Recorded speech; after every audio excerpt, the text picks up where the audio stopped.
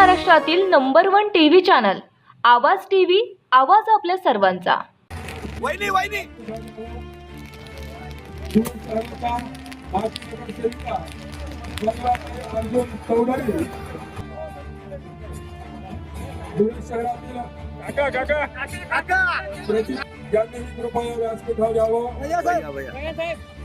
ऋषिकेश काकाजी शर्मा यांचा प्रवेश होतोय। यांचाही मनपूर्वक स्वागत। या ठिकाणी भारतीय जनता पक्षामध्ये प्रवेश करतात। यांचं मी आता नाव घेऊन आलेले आपले सर्व मित्र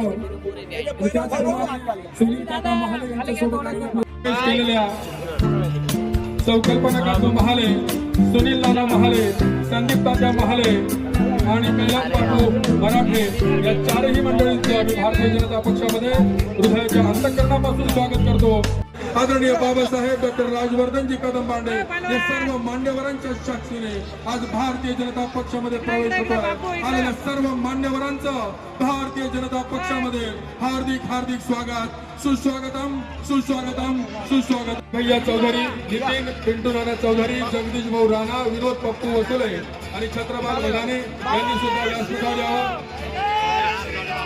त्यानंतर धुळे शहराचे आपले माजी नगरसेवक, धुळे शहराच्या राजकीय पटलावरचं सर्वांना सुपरिचित असं नाव त्यांच्या सहकाऱ्यांसह या ठिकाणी भारतीय जनता पक्षामध्ये प्रवेश होतोय।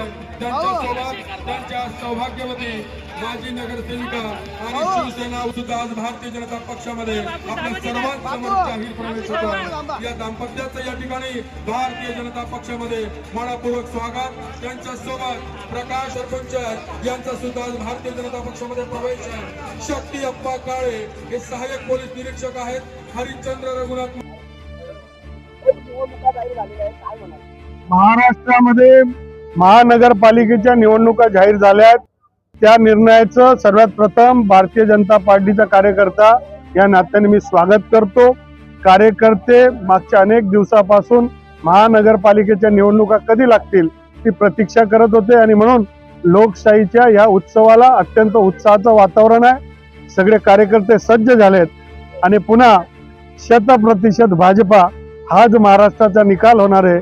जसा लोकसभेमध्ये झाला, जसा विधानसभेमध्ये झाला, जसा दोंडाईच्या नगरपालिकेमध्ये झाला, तसंच धुळे महानगरपालिकेमध्ये सुद्धा एकतर्फी भारतीय जनता पार्टीचा महापौर बनणार। रोजच्या ताज्या घडामोडींसाठी आवाज टीव्हीला सबस्क्राईब करा आणि बेल आयकॉन प्रेस करा।